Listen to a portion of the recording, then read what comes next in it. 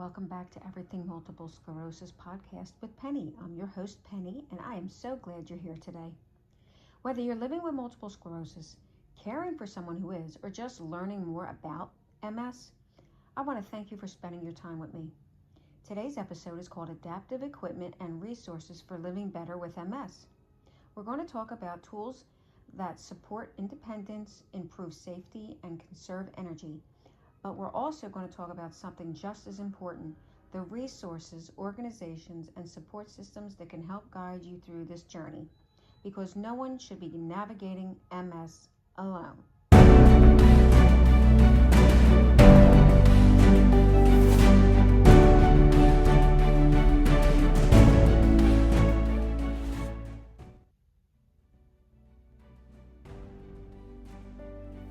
Section 1. What adaptive equipment really means. When people hear adaptive equipment, they often think of wheelchairs or walkers. And yes, mobility aids are a part of it. But adaptive equipment is so much broader than that. It includes everything that helps make daily life easier, safer, and more manageable when you're living with MS. That could be tools that help you walk or with your balance, devices that reduce fatigue, equipment that helps with cooking or cleaning, technology that supports memory and organization, home modifications that improve safety. At its core, adaptive equipment is about maintaining independence in a changing body, and that matters deeply when living with a condition like MS, where symptoms can shift from day to day.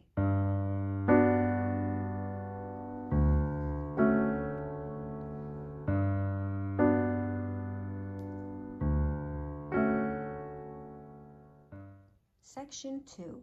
Mobility tools that support independence. So let's just start with mobility, because this is often where people first encounter adaptive equipment. Depending on your needs, you might need a cane or a walker for unsteady days, a rollator for longer distances or fatigue, a walker just for added stability, a mobility scooter for community outings, or a wheelchair for energy conservation or safety. One important thing to remember is that these tools are not all or nothing. Many people with MS use different devices depending on their day. Using a mobility aid doesn't mean that you've reached a limit. It often means you're choosing to stay active longer and safer.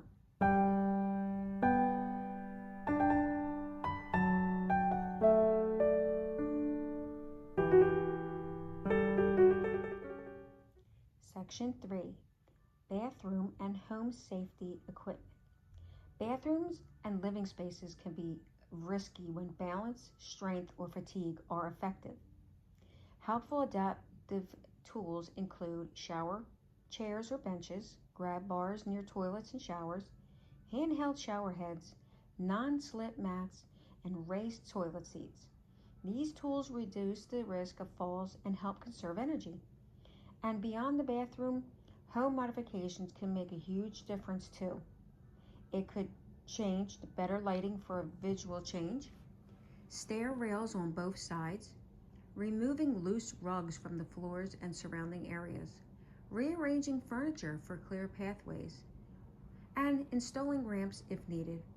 Small changes can make a home much safer and easier to navigate.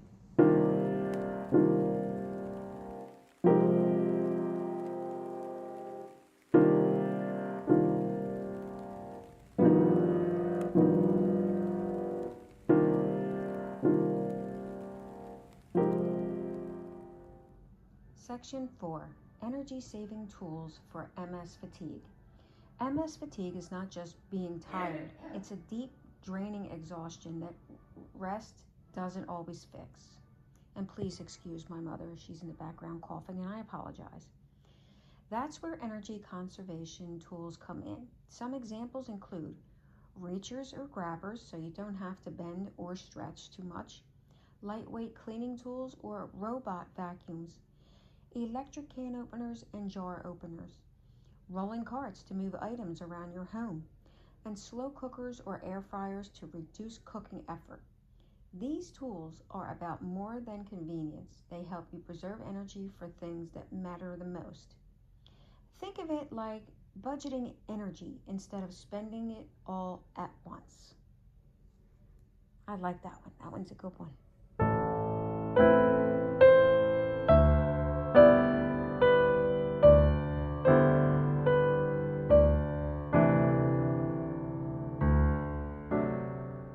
Section 5. Kitchen and daily living adaptations. Everyday tasks like cooking, dressing, or cleaning can become more difficult with MS symptoms like weakness, tremors, or numbness. Helpful kitchen and daily living tools include easy grip utensils, adaptive cutting boards, lightweight cookware, voice-activated assistants, large button or simplified devices. Even small changes can reduce frustration and make independence more achievable. That one's a good one too. It's important.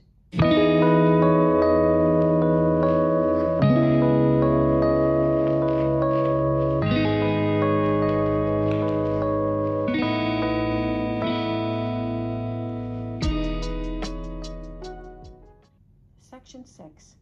Technology as adaptive equipment. Technology has become one of the most powerful forms of support for people with MS. Some helpful examples include smartphone reminders for medications or appointments, speech to text for typing when hands are fatigued, smart home devices for locks, lights, and temperature control, fitness trackers to monitor activity and energy levels. Technology can help bridge gaps when physical symptoms make tasks harder. It's not about replacing independence, it's about supporting it.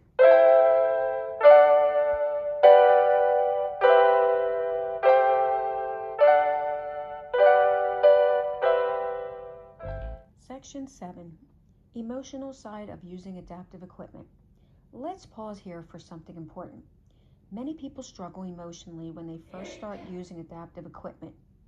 There can be fear, there could be pride, also grief over changes in ability.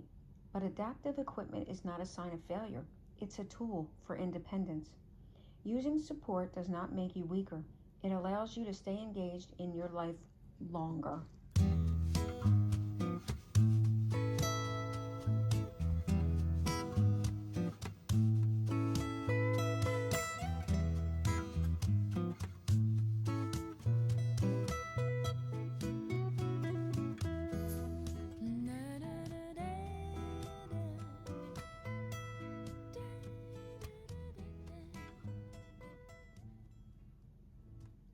Section 8.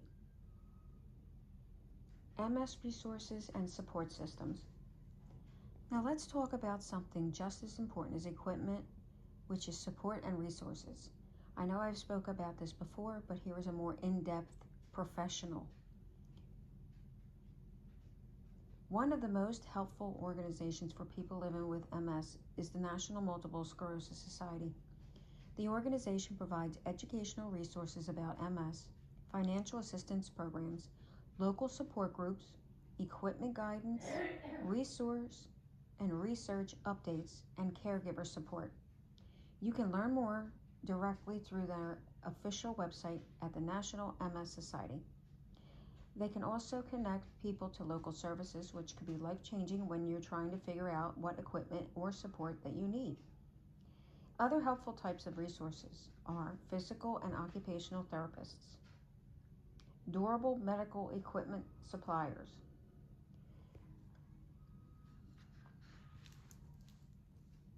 as well as support groups, insurance and disability resources.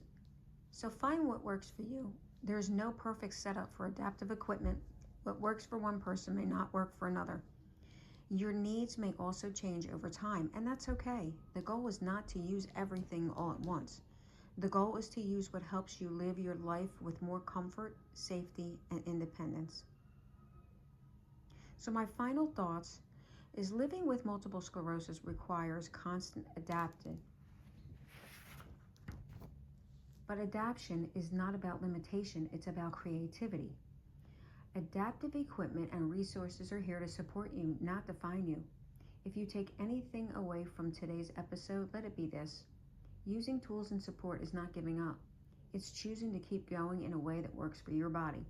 You're allowed to make your life easier, and you're absolutely allowed to ask for help. So thank you once again for joining me in this episode of Everything Multiple Sclerosis with Penny. If you found today's conversation helpful, please subscribe, leave a review, and share this episode with someone who might need it. Until the next time, you take care of yourself, use the tools that support you, and remember, you're not alone in this journey. I'm Penny, and this has been Everything Multiple Sclerosis with Penny. And you have a great day.